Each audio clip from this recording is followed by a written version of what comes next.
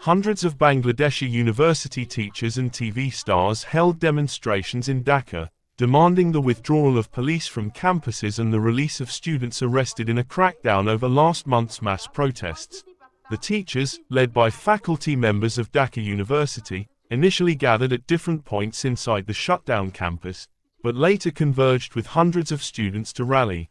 Students have been demonstrating since the beginning of July against a rule that reserved the bulk of government jobs for the descendants of those who fought in the country's 1971 Liberation War. The protests turned violent in mid-July, when nationwide campus rallies were attacked by pro-government groups, leading to clashes with security forces, a week-long communications blackout, a curfew, and more than 200 deaths. The Supreme Court eventually scrapped most of the quotas last week to open civil service positions to candidates on merit, but this was followed by a crackdown on student leaders and protesters, with thousands arrested. Demonstrations resumed this week, with more groups joining the students and holding separate rallies across Dhaka and in other cities to demand accountability for the violence and the release of those arrested.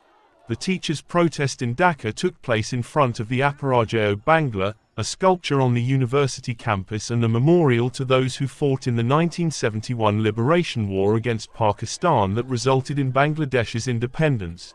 At least 11,000 people, mostly students, have been arrested following the job quota protests. Meanwhile, about 300 actors, film directors and TV stars blocked the main intersection in Farmgate, one of Dhaka's busiest and most populous areas.